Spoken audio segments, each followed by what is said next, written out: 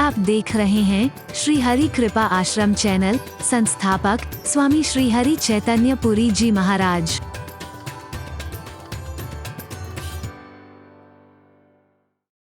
स्वामी जी से मेरा अनुरोध है कि मंच पर आसन ग्रहण करें,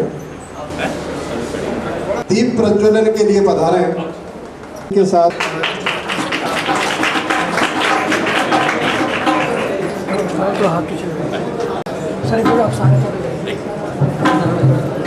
पावन आश्रम हरि कृपा आश्रम में शिक्षक दिवस समारोह के इस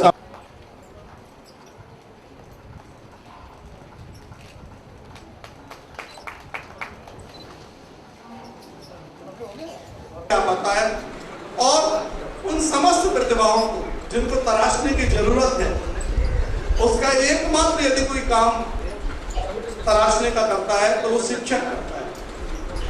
तो सबसे पहले चूंकि हमारा स्थान तो सही मायने में आपके चरणों में है, ये तो गुरु महाराज की और आप सब लोगों का आशीर्वचन है। आशीर्वाद 12 साल पहले का वो समय ध्यान में आया जब भरतपुर से इसकी शुरुआत श्री भगवत दादाजी ने सिंह ने किया है, और मैं उम्मीद करता हूँ कि परिक्रमा लगाते तो पेड़ जरूर देख लेंगे, लगाओ नाम भी लगाओ। सभी मेरे बुजुर्ग माताएं बहनें, और अपने आप में एक पहचान है आज भरतपुर जिले की, भरतपुर राजस्थान और पूरे देश का गौरव विश्व में बढ़ाया। इसके लिए हम सभी अपने आप को गौरवान्वित महसूस करते हैं कि हमारा देश की जो धरोहर है, जो अध्यात्म हमारे देश से जाना जाता है, भारत से जाना जाता है, उस गौरव को चार चांद लगाए महाराज जी ने।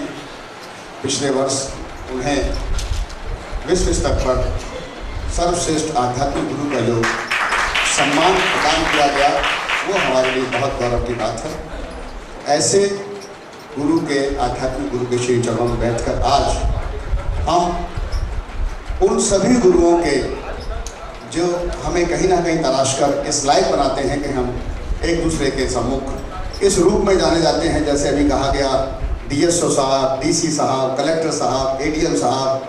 तो ये सारी जो पदवी हैं, अगर हमें किसी से मिलती हैं, शुरुआत कहीं से होती है, तो वो शिक्षक होता है जिस दिवस को आज हम मना रहे हैं। वो शिक्षक जो हमें प्राइमरी ABC का से पढ़ाकर इस लायक बना देता है कि हम उसी शिक्षक के ऊपर अधिकारी बन के आ जाते हैं, IAS बन के आ जाते हैं, शिक्षा अधिकारी बन के आ जाते हैं। ये सब उसी गुरु की कृपा है, जिस गुरु का आज हम शिक्षक दिवस बना रहे हैं। और महाराज जी जो हमारे आध्यात्मिक गुरु हैं, उनके सानिध्य में और उनके इस प्रवेश में मना रहे हैं, इससे बड़े सौभाग्य की बात नहीं। तो मैं महाराज जी आपके श्री चरणों में अपने आप को गौरवान्वित महसूस करता हूँ। जब जब आपके यहाँ आता हूँ, इतना प्यार, इतना सम्मान, इतना आदर और इतना आत्मीयता का एहसास करवा देते हैं कि लगता ही नहीं है कि कोई उनमें हमारे ऊपर है। ये बहुत बड़ी बात है। महाराज जी ने जैसा उनके बारे में कहा गया है कि प्रेमावतार हैं, युग दृष्टा हैं। वाकई जिस तरह एक आम आदमी को, मामूली आदमी को कोई भेदभाव नहीं है। आज आध्यात्म में, आज धर्म में बहुत भेदभाव आ गए हैं।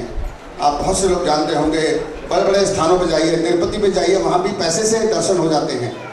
कैटेगरीज बनी हुई हैं, रेट लगे हुए हैं। बहुत सी जगह ऐसा होता है। महाराज जी के दरबार में मैंने ऐसा नहीं देखा। और छोटे छोटे आदमी को भी गले मिला के बात करते हैं, लगा लेते हैं अपने सीने से, अपनी वाइब्रेशन दे देते हैं, एक्सचेंज कर देते हैं। ये बहुत बड़ी बात है। इनके अंदर जो गुण है, जो इनके अंदर खूबियाँ हैं, जो परमात्मा ने इनको बख्शा है, ये जैसी हमें छूते हैं हम सिहर उठते हैं। ये इनकी महानता है। महाराज जी आपको मैं नतमस्तक होता हूँ, आपके श्री चरणों में प्रणाम करता हूँ।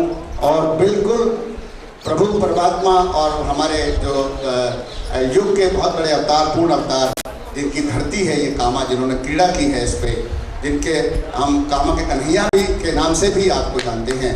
मैं बिल्कुल इस बात के लिए सभी गौरवान्वित हैं कि हम उस माटी में जन्मे, हमारा उस माटी से संबंध है जहाँ ऐसे ऐसे आध्यात्मिक गुरु हैं। और आज इस शिक्षक दिवस पर मैं सभी यहाँ उपस्थित शिक्षकों को, जिन्हें यहाँ सम्मानित किया जाना है, वो प्यारे बच्चे, दूसरे और साथ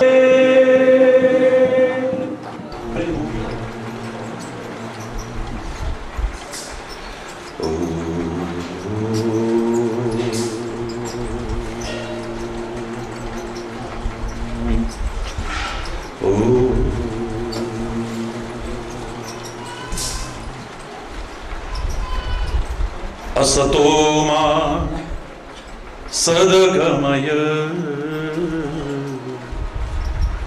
तमसो मा ज्योतिर्गमय मृत्योर्मा अमृतं गमय। ओम शांति शांति शांति। ओम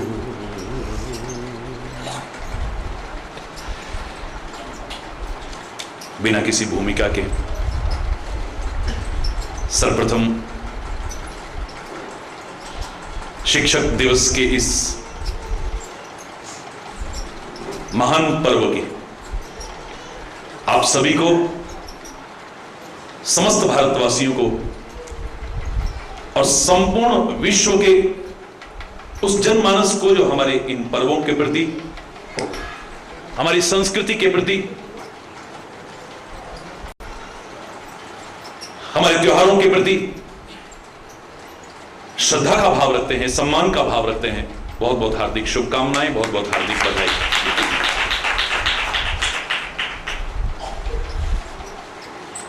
एक मानव ही है जिसे सिखाना पड़ता है। प्राकृतिक व्यवस्था के अनुरूप पशु पक्षी अपने आप सीख जाते हैं। गाय भैंस का, किसी पशु का बच्चा पैदा होते ही अपने आप उठ के बैठ जाता है।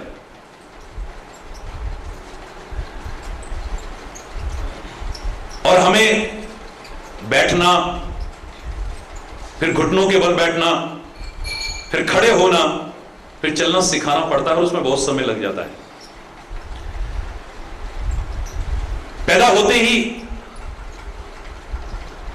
वो अपना आहार लेना शुरू कर देता है, सीधे वहीं उसका मुंह जाता है और अपना आहार लेना शुरू कर देता है। हमें तो वो भी सिखाना पड़ता है।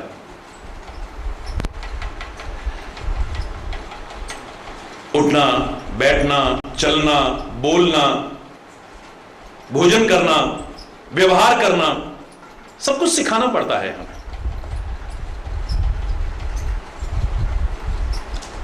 और यही है शिक्षा।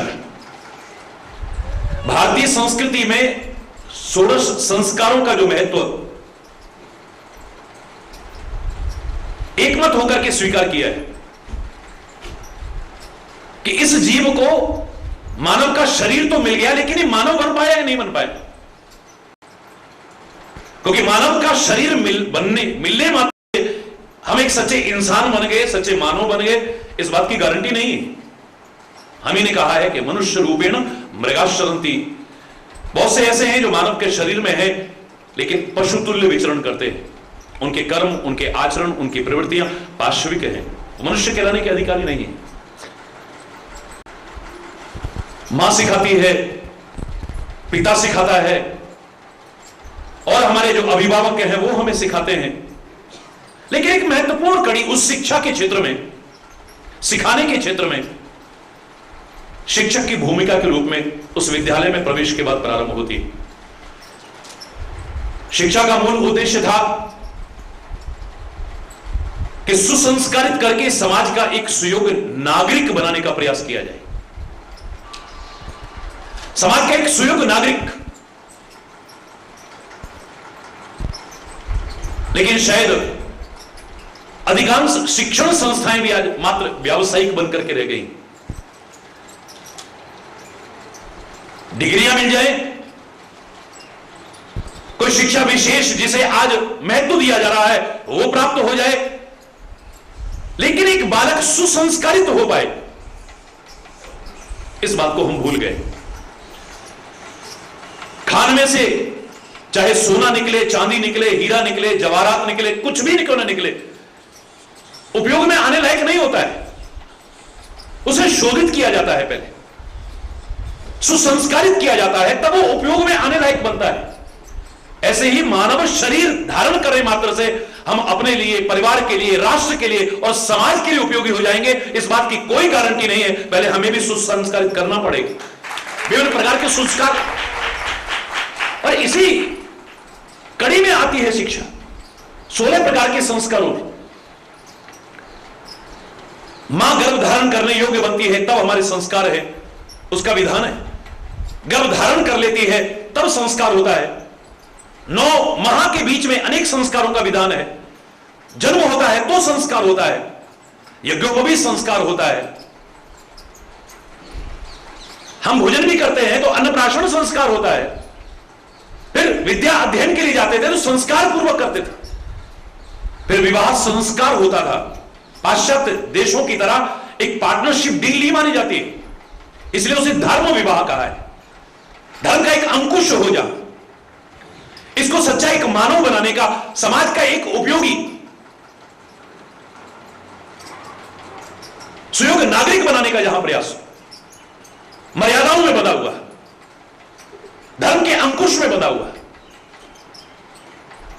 वो भी संस्कार पूर्वक किया जाता है। और ज्यादा क्या कहूं, जब व्यक्ति इस शरीर का परित्याग करता है, हम नहीं कहते कि उसे जला दिया है, हम नहीं कहते उसे गाड़ दिया है, हम नहीं कहते उसे बहा दिया है, उसका भी संस्कार किया जाता है।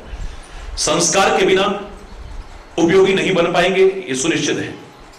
आप क्या हैं इतना महत्वपूर्ण नहीं, लेकिन आपके अंदर जो योग्यताएं छुपी हुई हैं उनको उजागर करके आपको कहां से कहां तक पहुंचाया जा सकता है, यह बहुत ज्यादा महत्वपूर्ण है। एक ठूंठ, सूखा ठूंठ सड़क के किनारे पर पड़ा हुआ है, कलाकार के हाथ में आ गया, क्या कलाकृति बना करके ड्राइंग रूम में सजाने लायक बना दिया है उसे। वो मिट्टी जो पैरों से रोंदी जाती थी, जब कुम्हार के हाथ में आई, क्या उसे सुंदर आकार दिया गया है। वो धातु देखने में बेकार सी लगती थी, जब कुशल हाथों में आई, कारीगर के हाथ में आई, क्या से क्या रूप दे दिया गया है।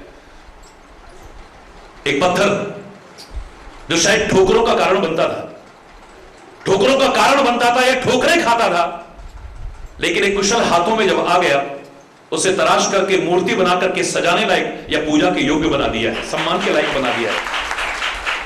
एक बहुत बड़ी महत्वपूर्ण भूमिका है शिक्षक की।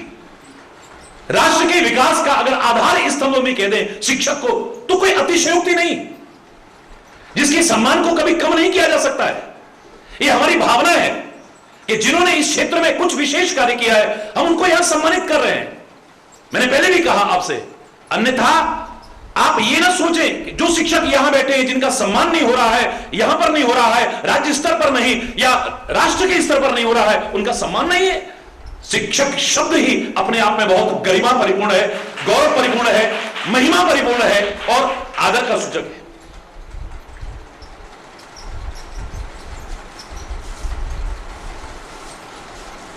लेकिन अफसोस के साथ कई बार कहना पड़ता है कि जिनको हम इतने गौरवशाली स्थान पर बिठाते हैं, जिनको इतने महत्वपूर्ण स्थान देते हैं, जिनका हम इतना सम्मान करते हैं, कई बार क्या वो अपने गरिमा को स्वयं खोते नहीं चले जा रहे हैं। सब ना सही, लेकिन क्या एक वर्ग विशेष, क्या हम इसे नकार सकते हैं? गुरु का कितना बड़ा सम्मान है, लेकिन आज क्या अधिकांश गुरुओं ने अपने सम्मान को स्वयं नहीं खोया है? माता पिता का कितना ऊंचा सम्मान है, लेकिन कई बार क्षमा चाहते हुए यह कहने पर मजबूर होना पड़ता है, क्या अपने सम्मान को, अपने गौरव को स्वयं हमने कम करने की कोशिश नहीं की है? जिन शास्त्रों ने कहा था माता पिता को भगवान से कम मत आंकना, कभी उन्होंने कहा था माता शत्रु पिता वैरी ये न भागो न पाठी तक। वो माता पिता भगवान के रूप तो क्या, माता पिता भी कहलाने योग्य नहीं है। माता शत्रु, वो शत्रु तुल्य है, पिता वैरी, वो पिता दुश्मन है, वैरी है हमारा। कौन? जो हमें सुसंस्कृत करने की कोशिश नहीं करता, अच्छी शिक्षा देने की, अच्छे संस्कार देने की कोशिश नहीं करता है। हमने इनके लिए, अपने परिवार के लिए, अपने बच्चों के लिए बड़ी बड़ी बिल्डिंगें रख दी, बड़े बड़े खजाने भर करके रख दिए, बड़ी बड़ी गाड़ियां इनके लिए रख दी, बहुत भारी बैंक बैलेंस रख दिया, इनके लिए इतना कुछ छोड़ गए। ये इतना महत्वपूर्ण नहीं है, लेकिन इनके अंदर संस्कार कैसे दे करके गए ये बहुत महत्वपूर्ण है। इनको हम क्या दे करके जा रहे हैं? सबसे ज्यादा अच्छे संस्कार हम इन्हें देके जाए। तो क्या माता पिता ने अपने गौरव को खुद नहीं खोया है? अधिकांशतः सबने नहीं। क्या संतों ने चक्रवर्ती सम्राट के चरणों में चक्रवर्ती सम्राट भी एक लंगोटी छाप बाबा के चरणों में झुक करके गौरव का अनुभव करता था, सिंहासन पर बैठा करके उनके चरणों में बैठने में गौरव का अनुभव करता था। आज वो इतना ऊंचा स्थान, गरिमामय स्थान, महिमामय स्थान रखने वाला संत एमएलए बनना चाहता है, एमपी बनना चाहता है, मिनिस्टर बनना चाहता है, सारी दुनिया के राज्य करने वाले जिसके चरणों में झुकने को तैयार हो, वो तुच्छ पदों की ओर भाग करके क्या अपने गौरव को, अपनी गरिमा को, अपने स्थान को स्वयं कम करने की कोशिश नहीं कर रहा है? बिल्कुल वही स्थिति है शिक्षक की।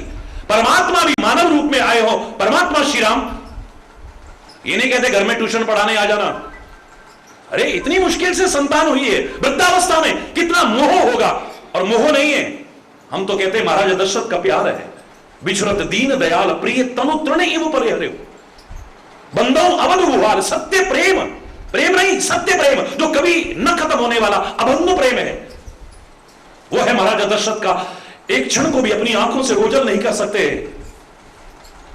लेकिन गुरुदेव से कहते हैं, गुरुदेव आप इसे गुरुकुल में ले जाइए, सब बालकों के बीच रखिए, एक तो ये भेदभाव से रहित जीवन जीना सीखेंगे, वो गरीब अमीर एक साथ रहना सीखेंगे, छोटे बड़े एक साथ रहना सीखेंगे, और समाज के लिए एक सुयोग्य नागरिक बनकर के उभरेंगे। इनको हर प्रकार से शिक्षा देकर के पूर्ण करने की कोशिश कीजिए। मन नहीं मान रहा है लेकिन भेज रहे हैं। आज हमारे घर पे आ जाइए, ट्यूशन पढ़ावे है? जाकर के आज हमारा बच्चा नहीं पढ़ेगा, आज उसके दोस्त के है ना जन्मदिन है, वहां चला गया है, अपना समूह लेकर के शिक्षक वापिस जा रहा है। क्यों? इतना ऊंचा स्थान जिसके चरणों में आकर के भगवान भी बैठ करके शिक्षा प्राप्त करता हो, वो अपने गौरव को खुद कम नहीं कर रहा है। भगवान श्री कृष्ण अपने गुरु की आश्रम पर रहकर के सामान्यतः सुदामा जैसे बालकों के साथ रह करके जंगल से लकड़ियां बीनने जा रहा है, चने मिलते हैं वही खा रहा है, सेवा कर रहा है। और जब इस प्रकार से भाव से गुरु के चरणों में नतमस्तक होकर के समर्पित भाव से प्रयास किया, कहां तक स्थान प्राप्त किया कुछ बताने की आवश्यकता नहीं। हमारा शिक्षा का मूल उद्देश्य मात्र आज क्या रहेगा? डिग्री मिल जाए, योग्यता मिले ना मिले। व्यावसायिक संस्थान कुकुर मुत्तों की तरह गली गली में खड़े होते जा रहे हैं। बिल्डिंग बहुत बड़ी है, बहुत बड़ी बिल्डिंग है, एयर कंडीशन 7 स्टार सुविधाएं मिलेगी वहां पर, 7 स्टार सुविधाएं मिलती है। इंजीनियरिंग करनी हो, डॉक्टरी करनी हो, योग्यता के आधार पर नहीं है, माता पिता के पैसे के बल पर जा रहे हैं।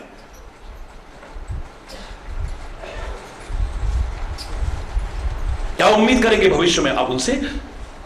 और वो जो पैसे के बल पर जा रहे हैं, हर प्रकार की सुविधाओं का बगैर, वो अपने गुरुजनों का क्या सम्मान करेंगे? वो गुरु की महत्ता को क्या समझेंगे?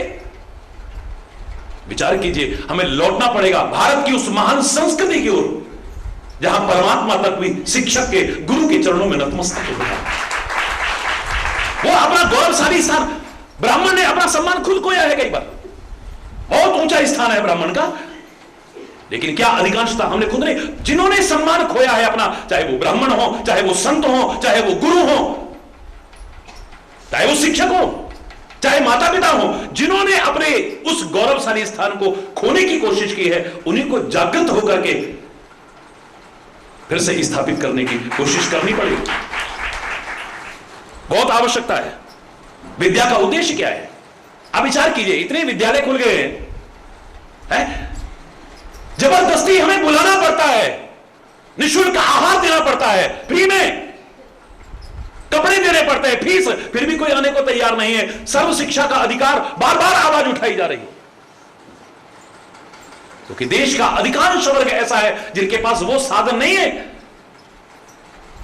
उन व्यावसायिक संस्थानों में जाकर के शिक्षा प्राप्त कर सके। सरकार के अपने प्रयास हैं, नमन है उन प्रयासों को। हम एक दूसरे पर खाली मिथ्या दोषारोपण करते रहते हैं, एक दूसरे पर उंगलियां उठाते रहते हैं। हमारा भी सबका अपना कोई कर्तव्य है, उसके प्रति जागरूक हो जाए तो राष्ट्र का नहीं दुनिया का नक्शा बदल जाए। बुलाना पड़ता है, फिर भी उनका उद्देश्य वो नहीं है। आए, भोजन किया, मैं भी देखता हूं स्कूलों में जाकर के, हरि बोल, जोर से बोलो ना। उनको कोई तात्पर्य नहीं है। फिर कमियां निकाली जाएंगी, भोजन खराब था, इसमें तो वो लगा हुआ था, इसमें तो ये था, वो था, पता नहीं क्या क्या निकालेंगे हम, है? फिर जांच होगी, उस शिक्षक को अपमानित किया जाएगा, दंडित किया जाएगा जिसको हमने सम्मान देना था। वाह, ये क्या स्थिति आ चुकी है। कभी विचार कीजिए, शिक्षकों का हम सम्मान कर रहे हैं, उस शिक्षक का जिसका भारतीय संस्कृति में बहुत ऊंचा दर्जा है। क्योंकि मैंने कहा आपको सिखाने की आवश्यकता है, एक मानव है जिसको सिखाना पड़ता है। हम गुरु को भगवान से बढ़कर के दर्जा क्यों देते, कई बार प्रश्न उठता है। और मैं नहीं कह रहा, रामायण कहती है, भगवान श्री राम सामने खड़े हुए हैं और वाल्मीकि क्रांतिकारी शब्द कहता है, तुम ते अधिक गुरु ही जिए जानी। भगवान के सामने कहने की हिम्मत करेगा कोई? रामायण के शब्द पढ़िए, तुम ते अधिक गुरु ही जिए जानी, सकल भाई सेवा ही सनमानी। आप किस किस के हृदय में निवास करो। जब वाल्मीकि निवास बताते हैं, उनमें एक निवास है जो तुमसे भी ज्यादा अपने गुरु को दर्जा देता है, उनको सम्मान देता है। आप उसके हृदय में निवास कीजिएगा। और कोई बातें नहीं, गुरुर् ब्रह्मा गुरुर् विष्णु गुरुदेव महेश्वरा, गुरु साक्षात परब्रह्म तस्मै श्री गुरुवे नमः। गुरु जी ब्रह्मा है, गुरु ही विष्णु है, गुरु ही शंकर है, गुरु परब्रह्म परमात्मा है। भारतीय संस्कृति कहती तुम गुरु को भगवान से कम मत आंकना, लेकिन गुरु अपने आप को भगवान न समझे, वो अपने दायित्व का ठीक से निर्वाह करे। याद रखो, हमारा भाव हो कि हम गुरु के चरणों में सर्वस्व अर्पण कर दें। इसका तात्पर्य नहीं कि गुरु लेकर के चलता बने। वो गुरु क्या है जिसकी अभी आवश्यकता ही सीमित नहीं हुई। कोई बाल बढ़ाने से कोई संत नहीं बन जाता है, सिर मुड़वाने से कोई संत नहीं बन जाता है। क्या उद्देश्य है इसका? इसका उद्देश्य मात्र इतना है कि आवश्यकताएं सीमित की जाए। कोई ऐसे वस्त्र पहनने से कोई संत नहीं बन जाता है, इस संत की परिभाषा में किसी शास्त्र में नहीं। लेकिन इसका उद्देश्य क्या है? मात्र आवश्यकताएं सीमित की जाए। मुझे दर्जी भाई के पास नहीं जाना पड़ता है, मुझे किसी सुनार भाई के पास नहीं जाना पड़ता है अपने काम के लिए, मुझे किसी घड़ी साज के पास नहीं जाना पड़ता है। ये सब करके मैं संत हो गया, बिल्कुल नहीं। संतता मेरे अंदर जिस दिन आ गई, क्षमा आ गई, करुणा आ गई, कोमलता आ गई, उदारता आ गई, परोपकार आ गया, सुहृदता आ गई, पर दुख कातरता आ गई, मैं संत बन जाऊंगा, वरना नहीं बन पाऊंगा, नहीं बन पाऊंगा। वरना ये सारे बाह्य आडंबर और चिन्ह धारण करके भी संत कहलाने का, गुरु कहलाने का अधिकारी नहीं बन पाऊंगा मैं, अगर अपने कर्तव्य का ठीक से निर्वाह नहीं करता हूं तो। गुरु का उद्देश्य क्या है? शिष्य को उसकी वास्तविकता से अवगत कराना। ये गुरु और शिष्य का जो संबंध भारतीय संस्कृति में है, ये सामान्य संबंध नहीं है, ये आत्मिक संबंध है, परम आत्मिक संबंध। हमारे समय में, हमारे विद्यालय में आप रहे हैं, आप खड़े हुई, जरूर हुई खड़े, लेकिन क्या आत्मिक संबंध अभी तक सभी शिक्षकों से है, मैं शब्दों में व्यक्त नहीं कर सकता हूं। अभी तक जो आत्मिक संबंध है, आज गुरुजी बाहर आइए, देखूंगा तुम्हें, है?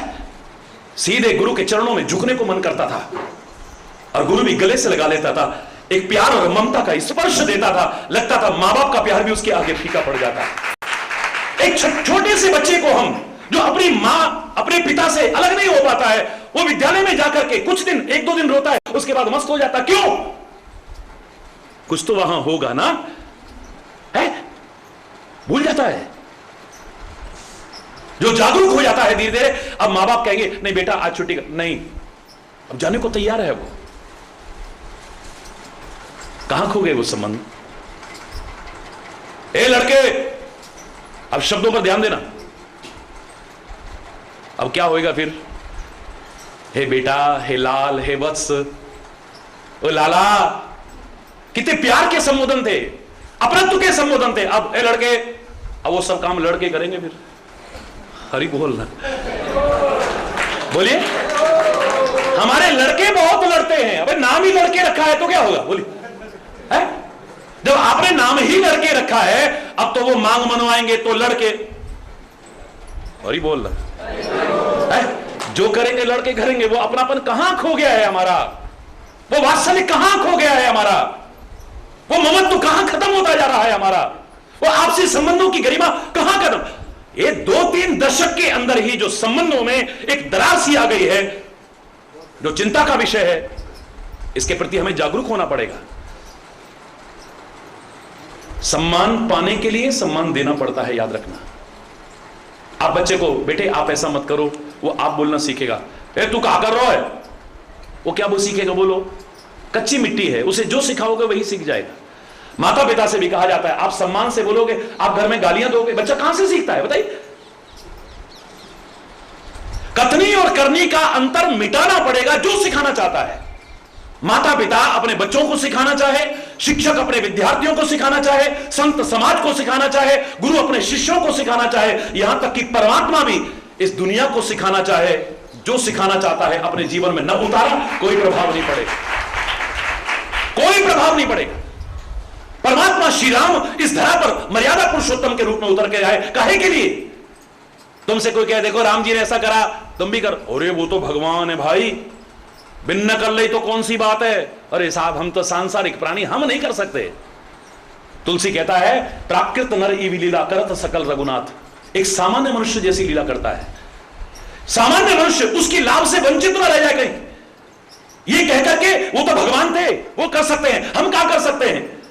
वो कहता है मैं मां बाप का सम्मान करता हूं, अगर तुम चाहो तो क्या नहीं कर सकते हो? मैं अपने भाइयों से प्यार करता हूं, क्या तुम चाहो तो नहीं कर सकते हो? मैं उनकी सेवा करता हूं, क्या तुम चाहो तो नहीं कर सकते हो?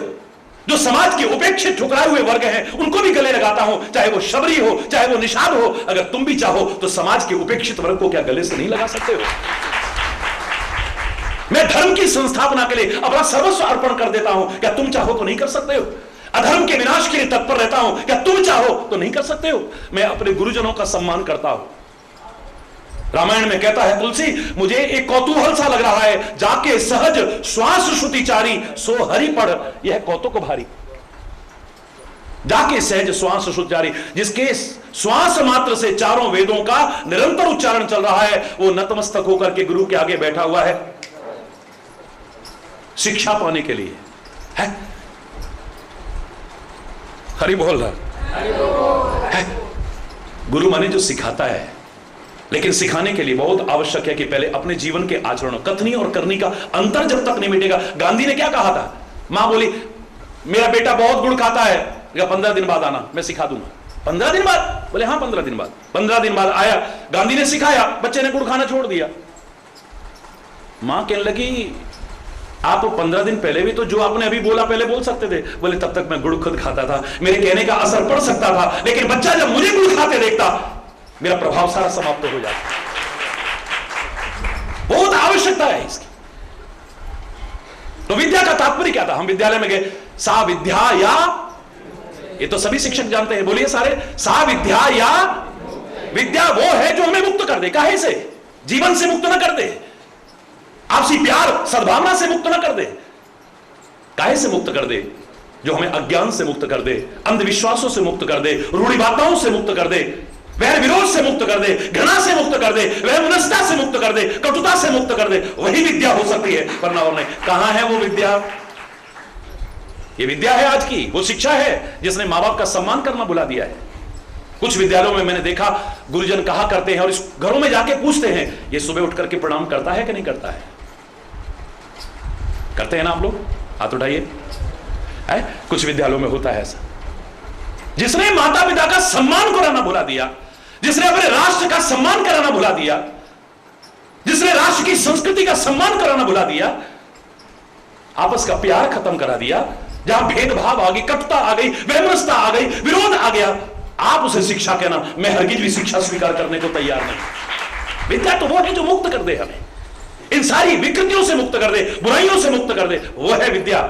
और उसी को देने की आवश्यकता है। जब जिस दिन हमने वो देना शुरू कर दिया, मैं चैलेंज करके कहता हूं, जो खोया हुआ गुरु का सम्मान है, शिक्षक का सम्मान है, फिर से न प्राप्त हो जाए तब कहिए। फिर खाली यहां पर सम्मान नहीं होगा, जन जन में सम्मान होगा। शिक्षक तो शिक्षक है। आप अभी कितना अच्छा सुन रहे थे, गोपाल जी कह रहे थे, ये कितने भी कोई बड़े से बड़े अधिकारी, क्या राष्ट्रपति बने, प्रधानमंत्री बने, बस सब शिक्षक के नीचे से निकले हैं। हरि बोल। इनको पहुंचाने वाला कौन है? आप लोग हैं। ये अलग बात है कि जब एक शिष्य आगे बढ़ता है तो गुरु के हृदय को परम संतुष्टि होती है। दुनिया के लोग ईर्ष्या करते होंगे किसी को आगे बढ़ते, भाई को भाई देख करके खुश नहीं है आज आगे बढ़ते देख करके। आज अपने अभाव से इतना व्यक्ति दुखी नहीं है जितना किसी के बढ़ते हुए प्रभाव को देख करके दुखी हो रहा है। ये भूखे को दे नहीं सकते, खाते को देख नहीं सकते। जब कोई आगे बढ़ा है ईर्ष्या होती है। हम जब छोटी क्लास में पढ़ते थे हमसे कहा गया स्लेट और पेंसिल चला करती थी। हमारे उस जमाने के भी लोग यहां बैठे हैं। तो गुरुजी ने कहा बच्चों स्लेट उठाओ, उठा ली। पेंसिल उठाओ, उठाई। एक लंबी सी लाइन खींचो, लंबी सी लाइन खींच दी। छोटा करो इसे। गुरुजी ने नहीं कहा कितने लंबी सेंटीमीटर कितनी लंबी करनी, और गुरुजी ने कहा कि मिटा करके कितनी छोटी करनी।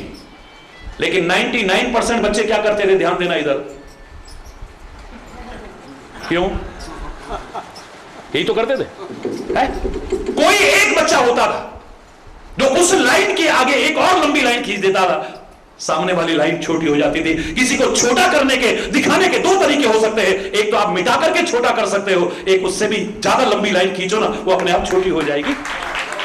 किसी के बड़पन को देख नहीं पाते हम, किसी के सम्मान को देख नहीं पाते हम, किसी के बढ़ते हुए वैभव को देख नहीं पाते हम। ईर्ष्या होती है हमें। अगर तुम्हें इतनी ईर्ष्या होती है, उसके नाम को मिटाने की क्यों कोशिश करते हो, आलोचना करके, निंदा करके, झूठी मूठी वो भी, या उसकी जान से मार। इतिहास साक्षी है, ईसा मसीह को हमने क्रूस पर लटका दिया, दयानंद को कांच के टुकड़े खिला करके मार दिया, महात्मा गांधी को, महावीर स्वामी के कील ठोक दिए हमने। ये समाज के लोग ही तो थे। किस किस के साथ हमने क्या क्या नहीं किया। आज मीरा के पद गाते हो, सूर के पद, उस समय क्या किया हमने, घर में भी बुराई, बाहर भी बुराई। अरे इतनी निर्लज्ज, इतनी बेशरम बाबाजियों में घूमती है। तो लोग कहें मीरा भई रे बाबरी, सास कहे कुल, ये तो कुलक्षणी हो गई, कुल को नाश करने वाली पैदा हो गई है। क्या किया हमने उनके साथ में? अधिकांश 99% बच्चों की तरह हमारी हरकत है, किसी बढ़ती हुई लाइन को देख करके मिटाने की कोशिश करते हैं, या तो उसका नाम मिटाने की या उसी को मिटाने की कोशिश करते हैं। लेकिन जो अच्छे काम करके जाते हैं उनको मिटाने वाले मिट जाते हैं, लेकिन वो कभी नहीं मिट पाएंगे, याद रखना। उनको मिटाने वाले मिट जाते हैं, वो कभी नहीं मिट पाएंगे। कुछ ऐसा करो। मैं एक सामान्य बात कहा करता हूं, किसी भी क्षेत्र में जब सामान्यतः हम विजयश्री हासिल करते हैं, एकदम से उंगली ऊपर करते हैं, क्या कहते हैं, विक्ट्री, वी फॉर। लेकिन जीते जी हम जब कुछ कठिनाइयों में, बाधाओं में, मुसीबतों में, परीक्षाओं में भी पार करते हुए आगे बढ़ते हैं, उसे फिर विक्ट्री नहीं कहते हैं, उसे जीते जी हिस्ट्री कहते हैं, इतिहास बना देता है। जिसने जीते जी इतिहास बनाया है, उसे कौन मार सकता है, उसे कौन मिटा सकेगा? उसे क्या मार सकेगी मौत उसे, औरों के लिए जो जीता है, मिलता है जहां का प्यार उसे, औरों के जो आंसू पीता है। क्या मार सकेगी मौत उसे, जिसने विष पिया बना शंकर, नॉट फॉर सुसाइड, आत्महत्या के लिए नहीं, लोकोपकार के लिए। जिसने विष पिया बना शंकर, जिसने विष पिया बनी मीरा, जो बेंधा गया बना मोती, जो काटा गया बना हीरा। वो नर है तो भी राम, नारी है तो सीता है, मिलता है जहां का प्यार उसे, औरों के जो आंसू पीता है। जिसने होना होता है अमर, वो लोग तो मरते ही आए, औरों के लिए जीवन अपना बलिदान वो करते ही आए। जिसने दुनिया को दिए बादल, वो सागर कभी ना रीता है, मिलता है जहां का प्यार उसे, औरों के जो आंसू। उसे कौन मारेगा? मारने वाले मर जाएंगे। गोडसे को कौन याद कर रहा है? गांधी की जय जयकार होती थी, हो रही और आगे भी होती। दयानंद को आज भी श्रद्धा से लोग याद करते हैं, ईसा मसीह को आज भी लोग श्रद्धा से याद करते हैं, महावीर स्वामी को भगवान मान करके पूज रहे लोग। उनका क्या हुआ जो उनको सताने वाले थे? हरि बोलना। मजा तब आए जब जीते जी एक इतिहास की रचना करो। और ऐसे लोग हैं, ऐसा नहीं कि उनके जीवन में कठिनाइयां नहीं आई, उनके जीवन में बाधाएं नहीं आई, उनके जीवन में मुसीबतें नहीं आई, उनके जीवन में परीक्षाएं नहीं आई, सब आया। लेकिन बाधाओं को वीर चीर तू बढ़ता चल, बढ़। और ना हो कोई साथ, अकेले चलो तुम ही एकला चलो, एकला चलो, एकला चलो रे, कारवां अपने आप बढ़ता जाएगा। घबराइए मत। आप क्रांतिकारी कदम उठाइए तो सही, आप एक क्रांतिकारी कदम उठाइए, हिम्मत करके उठाइए। लोग भ्रष्टाचार के खिलाफ चर्चा करते हैं, क्या नारे लगाने से भ्रष्टाचार खत्म हो जाएगा? अनशन करने से क्या भ्रष्टाचार खत्म हो जाएगा? क्या भूखे रहने से भ्रष्टाचार? मैं सारी जिंदगी भूखा रहता हूं, अगर खत्म हो जाए तो ऐसे राष्ट्र के लिए कितनी कुर्बानियां हुई है, अगर मेरी कुर्बानी भी हो जाए कौन सी बड़ी बात है। लेकिन मैं जानता हूं नहीं होने वाला है। हर व्यक्ति में जब तक जागरूकता नहीं आएगी तब तक नहीं होगा। वहां पर नारे लगाएंगे और एक मोटरसाइकिल पर 3 आदमी जा रहे हैं, पुलिस वाले ने रोका, पुलिस वाले को तो गालियां देंगे, उसको भ्रष्टाचारी कहेंगे, लेकिन अपना चालान ना हो उसके लिए चुपचाप 50 का 100 रुपए का नोट पकड़ाने वाले, क्या तू दोषी नहीं है? भ्रष्टाचार करने वाले से भ्रष्टाचार को बढ़ावा देने वाला भी दोषी। जब तक इस प्रकार की जागृति नहीं आएगी समाज आगे नहीं बढ़ेगा, ये राष्ट्र आगे नहीं बढ़ेगा। और तुम क्यों ना पहला कदम उठाओ ना, इतिहास तुम्हें याद करेगा, हमेशा हमेशा के लिए याद करेगा। मैं तो आह्वान करता हूं, सारे विश्व के शिक्षक समाज का आह्वान करता हूं कि जो भ्रांतियां आ गई हैं, जो कुरीतियां आ गई हैं, जो विकृतियां आ गई हैं, जो कमियां आ गई हैं, जिसकी वजह से वो जो गौरव था हमारा, वो जो हमारा सम्मान था, क्षमा कहते हुए था कहना पड़ रहा है। हमारे हृदय में तो आज भी वही है और जीवन भर वही रहेगा। एक अलग विषय हो सकता है, बाकी था शब्द लगता है, वो जो था क्या आज है? आओ हम इस सम्मान को पाते हुए उस सम्मान की ओर लौटने का प्रयास करें। आह्वान करता हूं आप सबका। गुरु जब कोई आगे, मैंने कहा आपसे दुनिया ईर्ष्या करेगी लेकिन गुरु खुश होता है।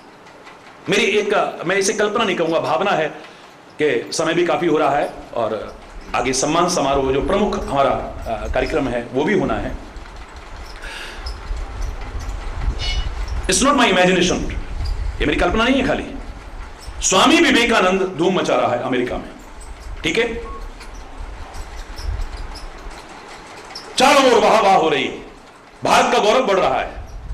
ऐसे में एक व्यक्ति रामकृष्ण परमहंस के कान में आके कहता है तुम्हारा शिष्य बोलो। रामकृष्ण परमहंस शरीर से जीवित नहीं थे उस समय, इसलिए मैंने कहा ये मेरी कल्पना नहीं, भावना है मेरी। वो शरीर से जीवित नहीं है, लेकिन गुरु कभी समाप्त नहीं होता है, क्योंकि गुरु ज्ञान है, गुरु संदेश है और वो कभी खत्म होने वाला नहीं। मेरी भावना है कि गुरुदेव लेटे हुए हैं, गले में कैंसर है, उस दर्द से आहत, आंखों में आंसू आने लगते हैं, लेकिन आत्म तत्व को पहचान मारने परमहंस आंसुओं को अंदर पी जाता है। नहीं नहीं रोना है, एक आंसू नहीं बहाता है। और उसी समय जब दर्द से पीड़ित आहत रामकृष्ण परमहंस आए हुए आंसुओं को पोंछने और पीने की कोशिश कर रहा है, एक ने आकर के कहा आपका जो शिष्य है ना स्वामी विवेकानंद, उसने तो सारी दुनिया में भारत का डंका बजा दिया है। झर झर झरझर आंसू बह रहे, झरझर आंसू बह रहे। अब आंसू थमने का नाम, गंगा यमुना बह रही है, सावन भादों जैसा लग रहा है, लेकिन अब दुख के आंसू नहीं है, खुशी के आंसू है। लोग ईर्ष्या कर सकते हैं, लेकिन गुरु अपने शिष्य को आगे बढ़ते देख करके जितना प्रसन्न होता है इतना दुनिया में कोई और नहीं हो सकता। आप लोग यहां बैठे और इसमें से अधिकांश लोग वो भी यहां पर बैठे हुए हैं जो हमारे एक विराट धर्म सम्मेलन के अंदर जहां लाखों की भीड़ थी, संयोग से हमारे प्रधानाध्यापक पहुंचे। क्या साहब, हरी बोल, जानकारी है सबको।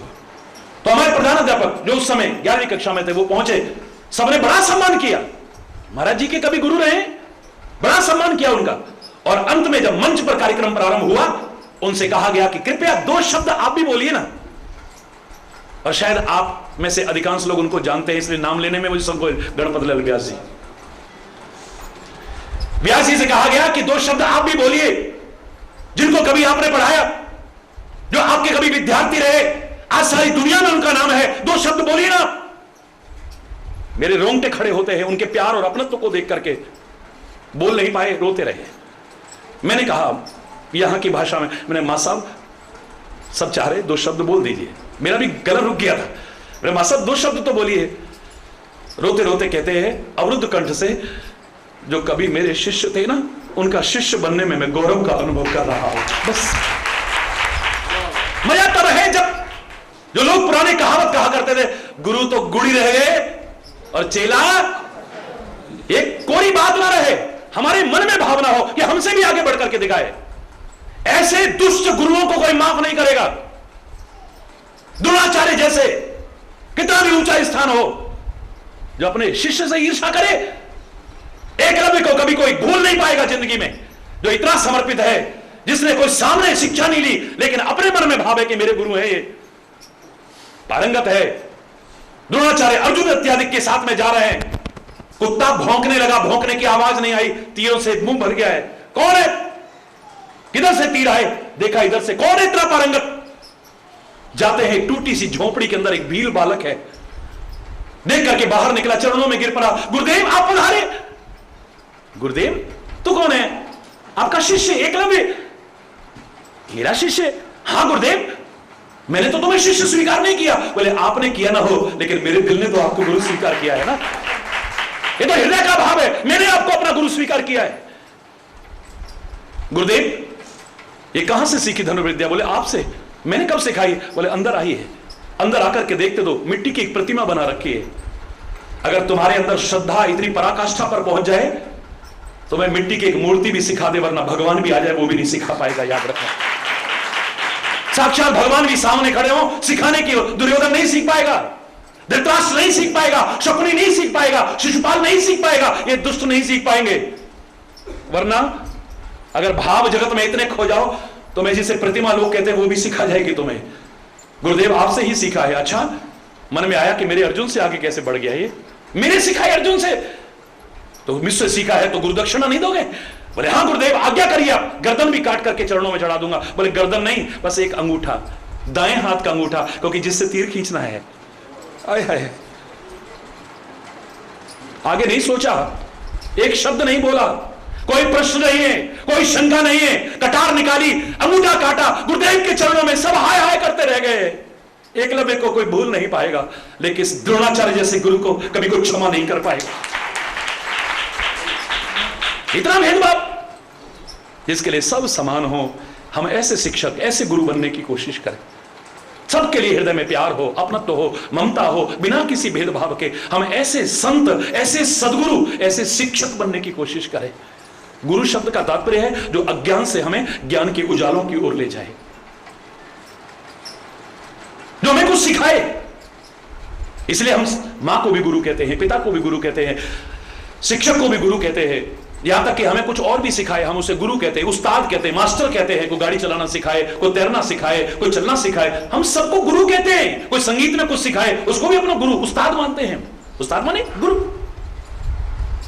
और कईयों ने गुरु शब्द के इतना विकृत करने की कोशिश की है अपने गलत आचरण से कि गुरु शब्द का इतना महान स्थान होते हुए अपमानित होना पड़ता है गुरु शब्द। ये तो बड़ा गुरु घंटाल है, ये तो बड़ा गुरु घंटाल है। यहां तक इतना स्तर गिरा दिया है, और गुरु और गुरु और गुरु। बहुत ऊंचा स्थान है, बहुत ऊंची गरिमा है, बहुत ऊंचा महत्व है। हम इसको वापस लौटाने की कोशिश करें, ये संकल्प अवश्य लेने की कोशिश करें।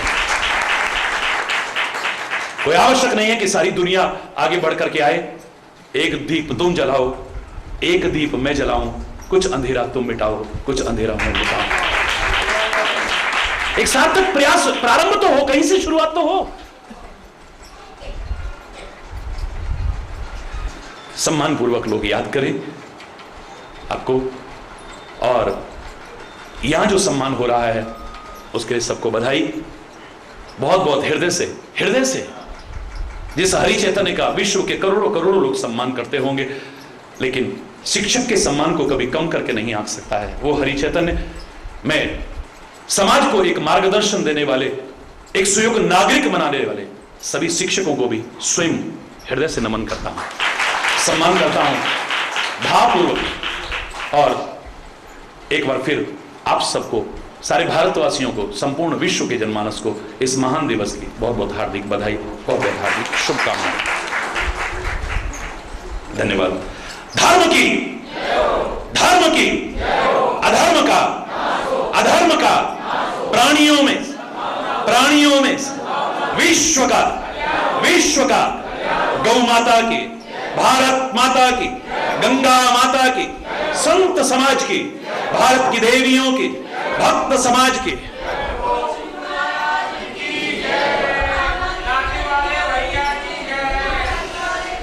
बोलो वृंदावन बिहारी लाल की जय जय। श्री राधे। ब्रजभूमि के इस द्वादश वनों में से पंचम प्रमुख वन काम्यक वन, काम वन, जिसे कभी आदि वृंदावन कहा जाता था, कामा के इस पवित्र धरा पर आप सब आए हैं। हृदय से आपके साथ मिल करके मैं ब्रज को प्रणाम करता हूं, ब्रज भूमि को प्रणाम, ब्रजराज को प्रणाम, ब्रज रज को प्रणाम और ब्रजवासियों को भी प्रणाम है। हरि बोल। और सीखने की तो कामा का तो नाम भी सिखाता है। यहाँ के बुजुर्ग हैरान रह गए जब मैंने पहली बार बोला। लोगों ने कहा इतना अच्छा नाम था काम बन, काम बन आए थे काम बन जाते हैं। संत कभी स्वार्थ की बात नहीं कर सकता है, काम तो बनेंगे ही, श्रद्धा और विश्वास होगा तो। लेकिन इतनी अधूरी व्याख्या संत के मुख से नहीं सुन सकते आप। मुझे अब पहले से भी ज्यादा सार्थक लगता है नाम कामा, जिसे आप अपभ्रंश कह रहे हो। अब कैसे हो सकता है? मैंने कहा काम आ मानव, तेरे काम बनने में ही जीवन की सार्थकता नहीं है, पूर्णता नहीं है। काम आ, तू भी तो किसी के काम आ। पशु पक्षी तुल्य, पशु पक्षी तुल्य, मात्र अपने तक सीमित रहे, किसी के काम आ सके और हम इस किसी के काम आ सके और किसी के अपने राष्ट्र के काम आ सके, अपने समाज के काम आ सके, लोगों के काम आ सके, हमारा जीवन सफल हो, सार्थक हो, निरर्थक ना जाए। इन्हीं प्रार्थना और शुभकामनाओं के साथ अगर कोई गलत शब्द निकला हो समय अभाव के कारण, यहीं पर अपनी वाणी को विराम देता हूं। धन्यवाद। श्री 1008 स्वामी हरि चैतन्य पुरी जी महाराज, आपके चरणों में मेरा नमन। सभी अधिकारी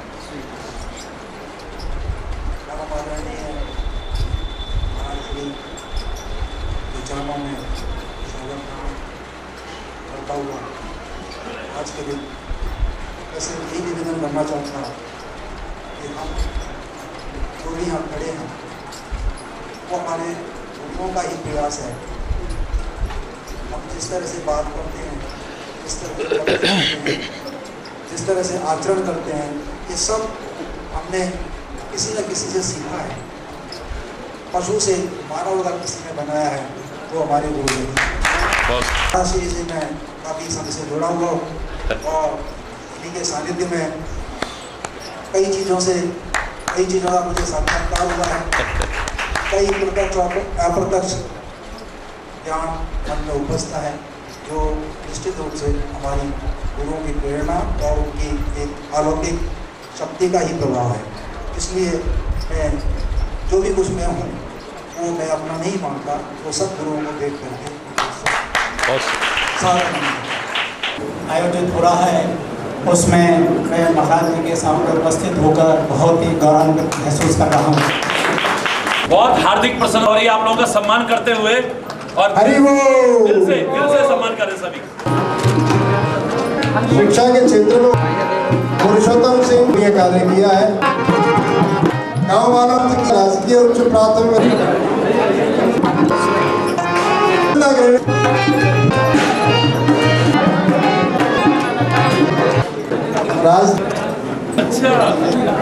राजकीय उच्च सभी शिक्षक माध्यमिक विद्यालय पूरे भरतपुर